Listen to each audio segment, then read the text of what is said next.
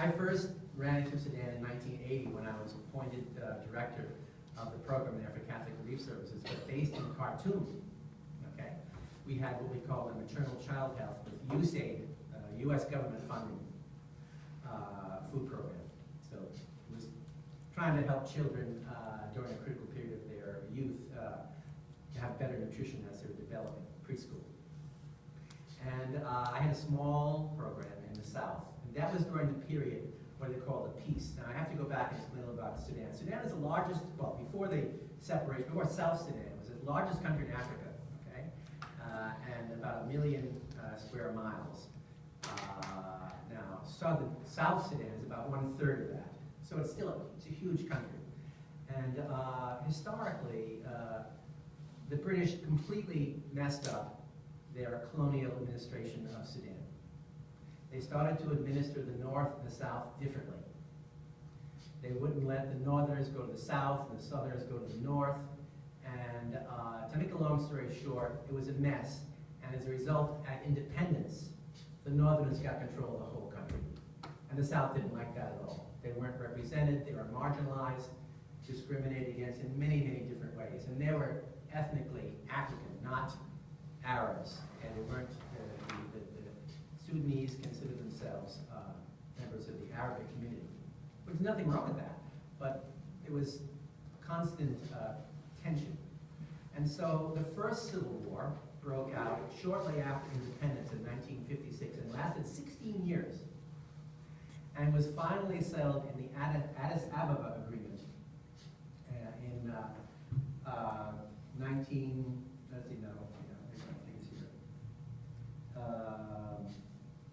1981, I think it was. And that entered into an 11-year peace, more or less a peace. And, but everything was not settled as a result of the Addis Ababa Agreement, and there was still some tension over various issues. And so, for example, the Southerners would hear stories about how they wanted to dig a new trench in the southern part of the Nile in order to get more water to the north, because in the north they depend on the Nile for irrigation. Well, of course, the South didn't think that was a great idea because that would mean less water for them. And so that and other issues, the war broke out again, and it's called the Second Civil War, and that lasted from about 1983 to 2005.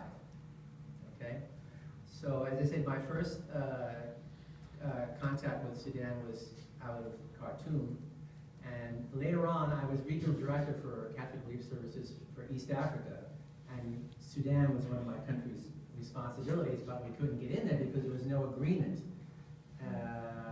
You know,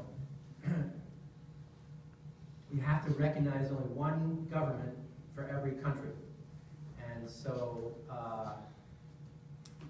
it was very, very difficult getting into Southern Sudan.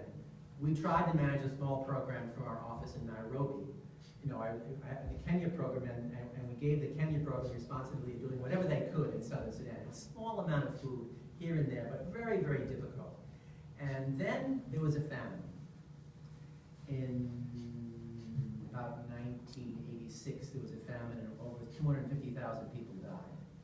And that was so shocking and so awful that the UN was able to negotiate what they called a tripartite agreement between the government of Sudan and the SPLM, the Sudanese Popular Revolutionary Movement, and the SPLA was the army, the M is the movement.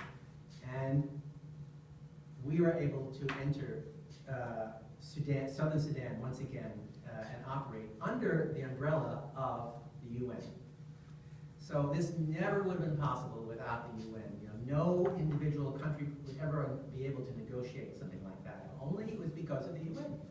And as a result of that, we were able to launch a pretty significant program. And in 1989, the UN started something they called Operation Lifeline, okay, Lifeline Sudan. And that was a consortium of 35 NGOs, including World Vision and Catholic Relief Services, and the UN, and the government of Sudan, to allow this. They were providing not only financial support to our various programs, but they were providing the framework under which we could operate. And so we were pretty active in Sudan. Actually, Catholic Relief Services, just as an aside, we got kicked out by what they call the SPLM. Why? Why did we get kicked out? Well, because there were 47 different NGOs operating in Southern Sudan, and we obviously all couldn't operate individually. You have to understand, the only thing the government of Southern, there wasn't any really government, it's only a military operation. So negotiating with the SPLM was very difficult. And so we had a coordinating council, and the council came together and came to some agreements, terms of reference. You know, you'll operate here, these will be reporting requirements, these are security arrangements, and so forth and so on. And it worked pretty well. And then the SPLM wanted more control. And so they just threw out that agreement, and they said, we want you to all sign a new agreement. Well, the new agreement was horrible. For one thing, there were 17 things we didn't like about this new agreement. And this is, by the way, prior to my coming on board. This was still while I was with Catholic Relief Services. And one of the things was, no, I'm sorry, I was actually World Vision Kenya at the time, and the World Vision Sudan director was telling me about these horrible provisions in this new agreement. One of them, the most difficult one, was it would be the SPLM who decide whether it was safe enough or insecure enough to evacuate staff. So in other words, can you imagine you've got staff in country and the people are roaming around causing all sorts of trouble, and it was going to be the SPLM to decide whether or not you could leave or not? So that was unacceptable, and World Vision refused to sign the agreement, so we got kicked out of the country. CRS got kicked out, and then World Vision. Yeah, no, the thing is, CRS actually signed the agreement, and they were allowed to stay. But World Vision and several, actually, we were getting a lot of support from European agencies, and actually the director at that time was French. And so, I'll leave all the politics aside, but we were stuck having to remove all this water drilling equipment and all of our nutritionists and our food security people. We had to move them all out. And so we went from the largest program in Southern Sudan to 0. Okay? And then... You went from the 80s to the 2000s, No, I'm talking about when it was pulled out during, what's this time?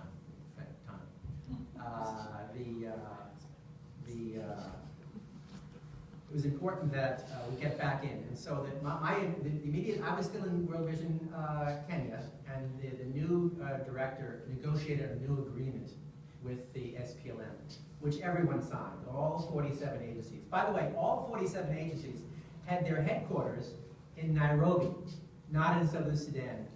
There was only one had its office in Kampala. No one could operate with their office in Southern Sudan because it would have been bombed. There wasn't one single permanent structure. Huh? No.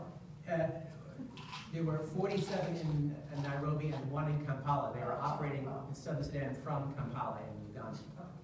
And anyway, so we had this new agreement. And so I was given the task of, can you get anything going in this place again? So I said, okay, I'll see what I can do. So they gave me that responsibility, and the first thing I had to do was kind of get the troops together. So we organized a donors conference in London, and I got all the donors from all, I think we had 14 different countries come, and we had this meeting. And I think what I thought was very smart on my part, I got the regional director of Africa to come and support the idea of rededicating Sudan as a priority. In other words, I wanted him to tell them that it was a priority for him, not for me. Because every World Vision director has to fight with all his colleagues for resources from donors. And you know, of course, I want them to support me, but so everyone wants to support their operations. So I thought that was very clever on my part, and it worked. And so we had a very tiny program of $2.5 million. And in 4 years, we built it up to 36 million. Okay? And how were we able to do that? World Food Program. They helped us. I borrowed my director of operations, who had a World Food Program. We had the World Food Program. Remember I told you about the drought in Turkana?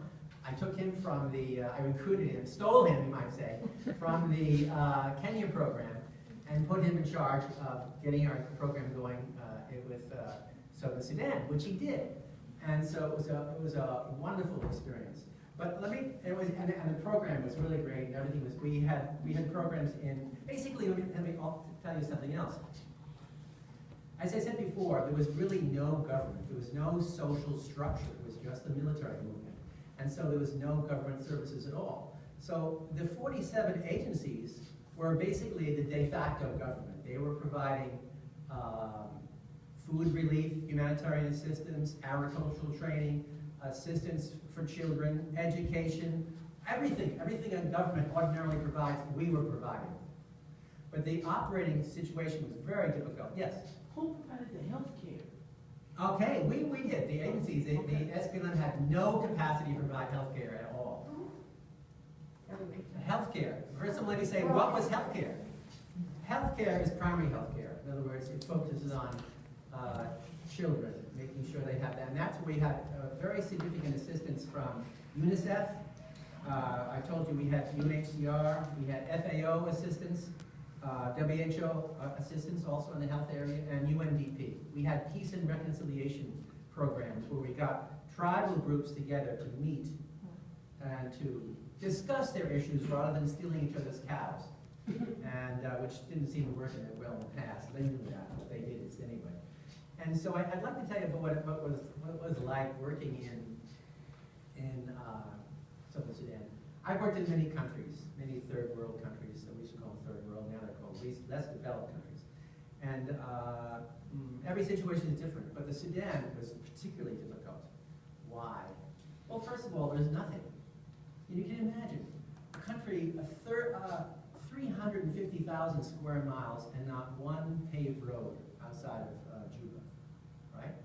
In the rainy season, it's all mud and muck, and in the dry season, it's dust.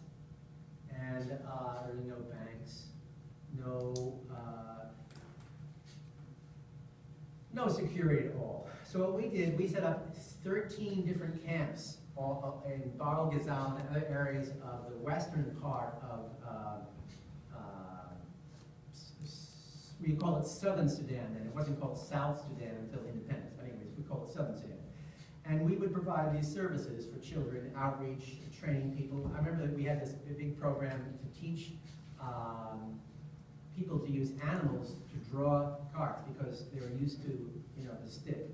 And that was culturally risky for them because they would, you don't want to hurt a cow, an animal. So they were having a difficult time switching over from the primitive, traditional way of just sticking a hole and putting seeds to having an animal pull a plow. Okay. But it was very, very difficult. And we had a large staff. We had 800 staff, most of whom were stationed at these 13 different locations. And security was very bad, very bad. I'll never forget when I first got this responsibility. And I was in our World Vision International headquarters in Los Angeles when we got word that one of our groups had been attacked. See, the problem was there were commandos, individuals who were just running wild. A lot of them were supported by the North. They wanted to destabilize things in the South. And so one of our groups was attacked, and they killed one of our staff members. Boom, right there, right?